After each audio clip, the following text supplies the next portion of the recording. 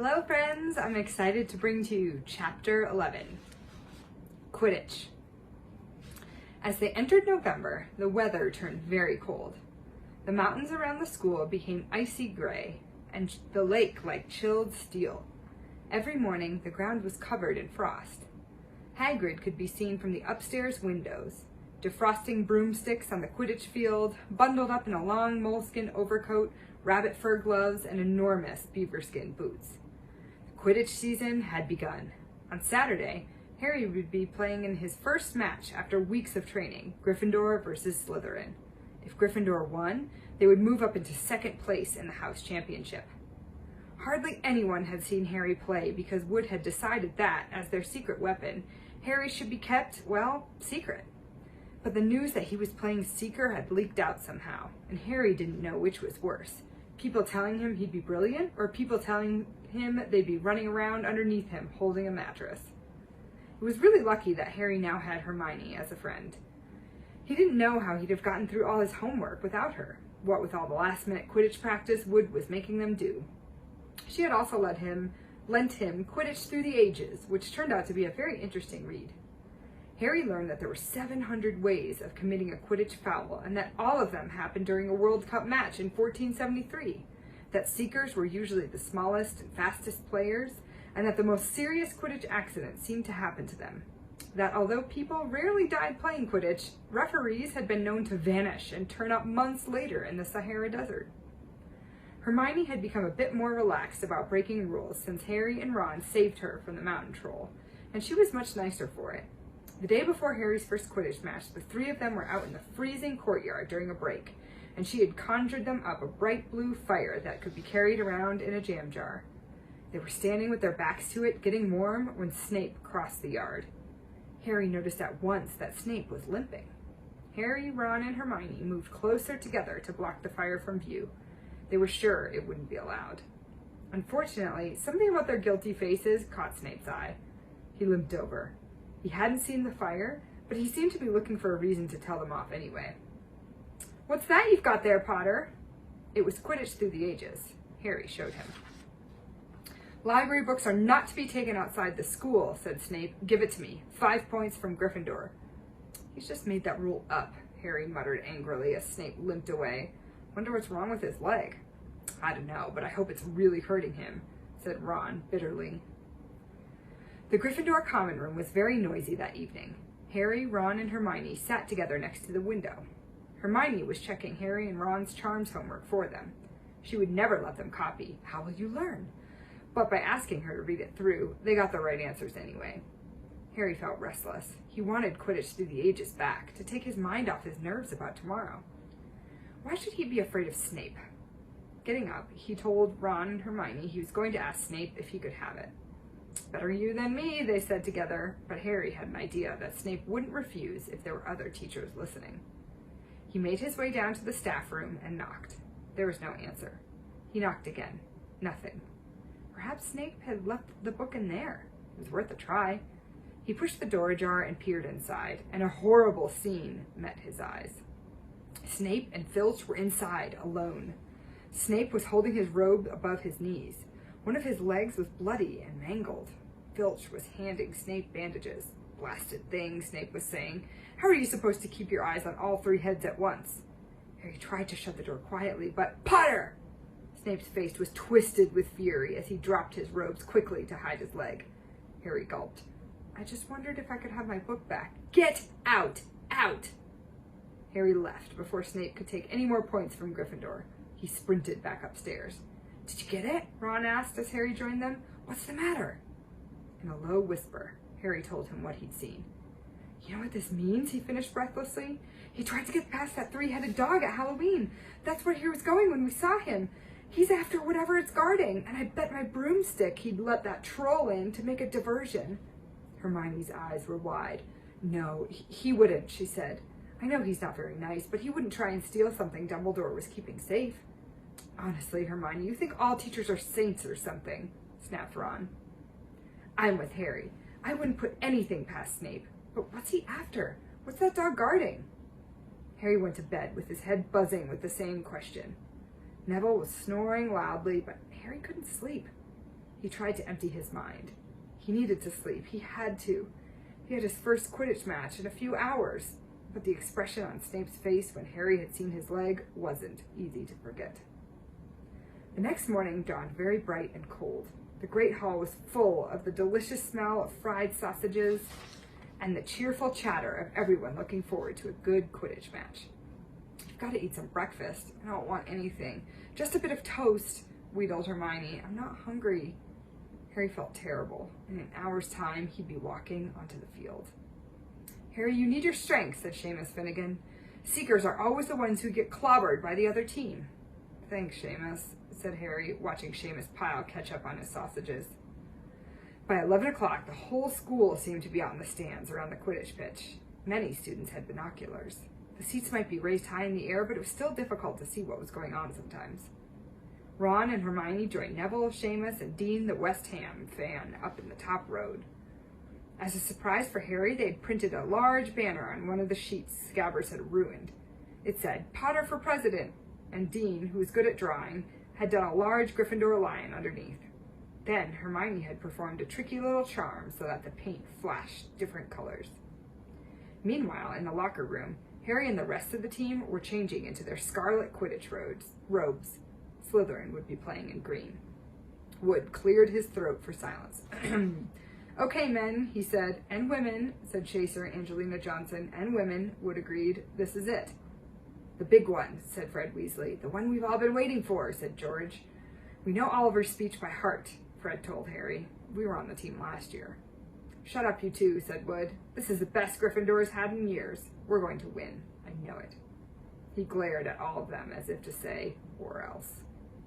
"Right, it's time. Good luck, all of you." Harry followed Fred and George out of the locker room and, hoping his knees weren't going to give way, walked onto the field to loud cheers. Madame Hooch was refereeing. She stood in the middle of the field, waiting for the two teams, her broom in her hand. "Now, I want a nice fair game, all of you," she said, once they were all gathered around her. Harry noticed that she seemed to be speaking particularly to the Slytherin captain, Marcus Flint, a fifth year. Harry thought Flint looked as if he had the same troll blood in him. Out of the corner of his eye, he saw the fluttering banner high above, flashing "Potter for President" over the crowd. His heart skipped. He felt braver. "Mount your brooms, please." Harry clambered onto his Nimbus 2000. Madame Hooch gave a loud blast on her silver whistle. 15 brooms rose up. High, high into the air, they were off. "And the quaffle is taken immediately by Angelina Johnson of Gryffindor. What an excellent chaser that girl is, and rather attractive, too. Jordan!" "Sorry, Professor." The Weasley twins' friend, Lee Jordan, was doing the commentary for the match, closely watched by Professor McGonagall. "And she's really belting along up there. A neat pass to Alicia Spinnet, a good friend of Oliver Wood's. Last year only a reserve. Back to Johnson, and no, the Slytherins have taken the quaffle. Slytherin Captain Marcus Flint gains the quaffle, and off he goes. Flint flying like an eagle up there. He's going to no! Stopped by an excellent move by the Gryffindor keeper Wood, and the Gryffindors take the quaffle. That's Chaser Katie Bell of Gryffindor out there. Nice dive around Flint, up off the field, and ouch! That must have hurt. Hit him in the back of the head by a bludger. Quaffle taken by the Slytherins, and that's Adrian Pusey speeding off toward the goalpost, but he's blocked by a second bludger, sent by his way by Fred or George Weasley, can't tell which. Nice play by the Gryffindor beater anyway, and Johnson back in position to the quaffle. A clear field ahead, and off she goes. She's really flying. Dodges a speeding bludger. The goalposts are ahead. Come on now, Angelina. Keeper Belchley dives, misses. Gryffindor scores! Gryffindor cheers filled the cold air, with howls and moans from the Slytherins. Budge up there, move along. Hagrid! Ron and Hermione squeezed together to give Hagrid enough space to join them. Been watching from me hut, said Hagrid, patting a large pair of binoculars around his neck. But it ain't the same as being in the crowd. No sign of the snitch yet, eh? Nope, said Ron. Harry hasn't had much to do yet. Kept out of trouble, though, that's something, said Hagrid, raising his binoculars and peering skyward at the speck that was Harry. Way above them, Harry was gliding over the game, squinting about for some sign of the snitch. This was part of his and Wood's game plan. Keep out of the way until you catch sight of the snitch, Wood said. We don't want you attacked before you have to be.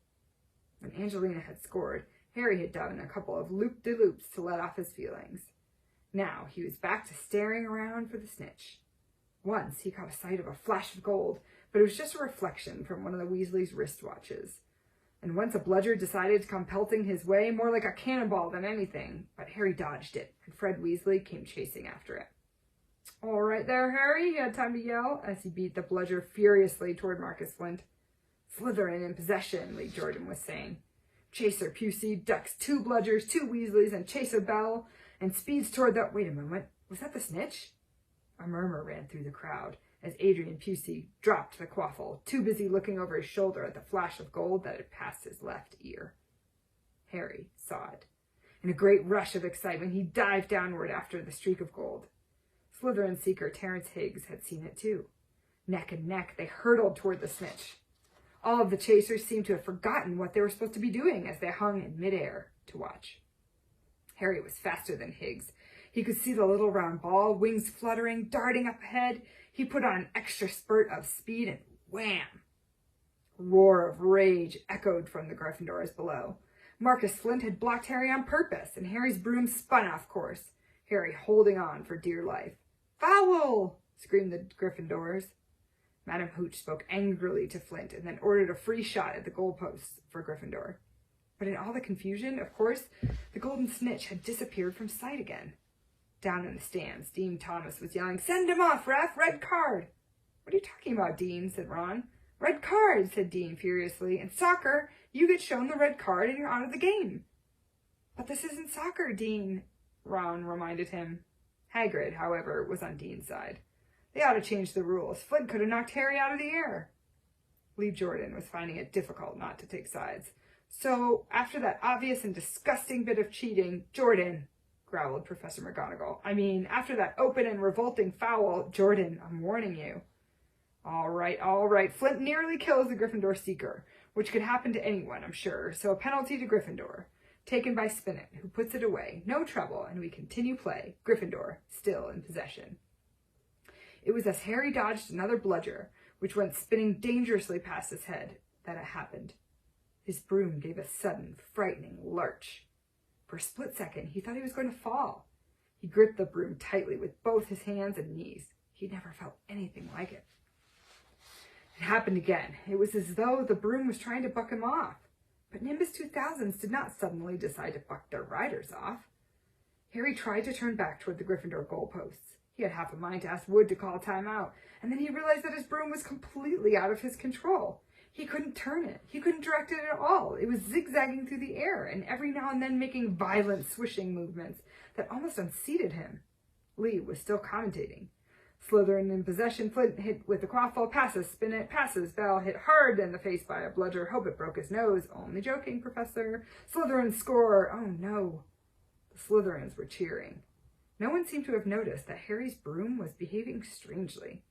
It was carrying him slowly higher, away from the game, jerking and twisting as it went. "To know what Harry thinks he's doing," Hagrid mumbled.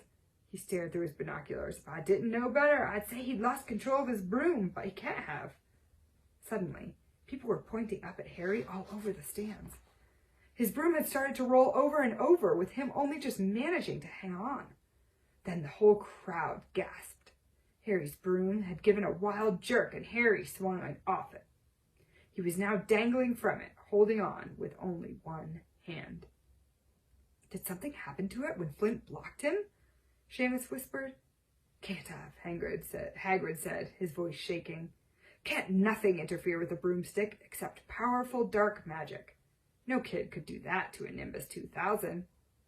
At these words, Hermione seized Hagrid's binoculars, but instead of looking up at Harry, she started looking frantically at the crowd.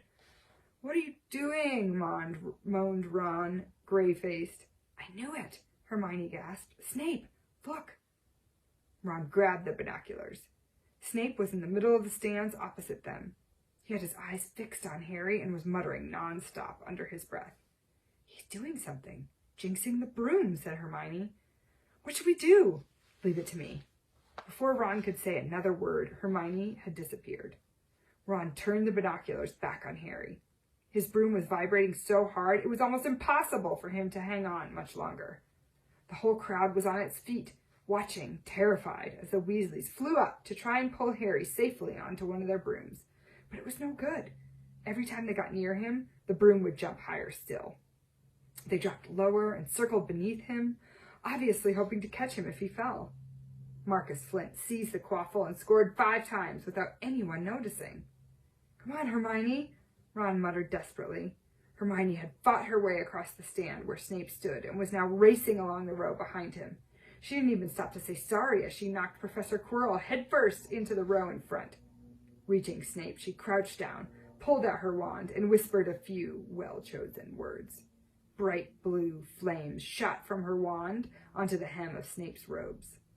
It took perhaps 30 seconds for Snape to realize that he was on fire. A sudden yelp told her she had done her job. Scooping the fire off him into a little jar in her pocket, she scrambled back along the row. Snape would never know what had happened. It was enough. Up in the air, Harry was suddenly able to clamber back onto his broom. "Neville, you can look," Ron said. Neville had been sobbing into Hagrid's jacket for the last 5 minutes. Harry was speeding toward the ground when the crowd saw him clap his hand to his mouth as though he was about to be sick. He hit the field on all fours, coughed, and something gold fell into his hand. "I've got the snitch," he shouted, waving it above his head, and the game ended in complete confusion. "He didn't catch it, he nearly swallowed it," Flint was still howling 20 minutes later, but it made no difference. Harry hadn't broken any rules, and Lee Jordan was still happily shouting the results. Gryffindor had won by 170 points to 60. Harry heard none of this, though. He was being made a cup of strong tea back in Hagrid's hut with Ron and Hermione. "It was Snape," Ron was explaining. "Hermione and I saw him. He was cursing your broomstick, muttering. He wouldn't take his eyes off of you." "Rubbish," said Hagrid, who hadn't heard a word of what had gone on next to him in the stands. "Why would Snape do something like that?" Harry, Ron, and Hermione looked at one another, wondering what to tell him. Harry decided on the truth. "I found out something about him," he told Hagrid. "He tried to get past that 3-headed dog on Halloween. It bit him. We think he was trying to steal whatever it's guarding." Hagrid dropped the teapot. "How do you know about Fluffy?" he said. "Fluffy? Yeah, he's mine. Brought him off a Greek chappie I met in the pub last year. I lent him to Dumbledore to guard the—" "Yes," said Harry eagerly. "Now, don't ask me any more," said Hagrid gruffly. "That's top secret, that is." "But Snape's trying to steal it." "Rubbish," said Hagrid again. "Snape's a Hogwarts teacher. He'd do nothing of the sort." "So why did he just try and kill Harry?" cried Hermione. The afternoon's events certainly seemed to have changed her mind about Snape. "I know a jinx when I see one, Hagrid. I've read all about them. You've got to keep eye contact, and Snape wasn't blinking at all. I saw him." "I'm telling you, you're wrong," said Hagrid hotly. "I don't know why Harry's broom acted like that, but Snape wouldn't try and kill a student. Now listen to me, all 3 of you. You're meddling in things that don't concern you. It's dangerous. You forget that dog, and you forget what it's guarding. That's between Professor Dumbledore and Nicholas Flamel." "Aha!" said Harry. "So there's someone called Nicholas Flamel involved, is there?" Hagrid looked furious with himself. On to chapter 12.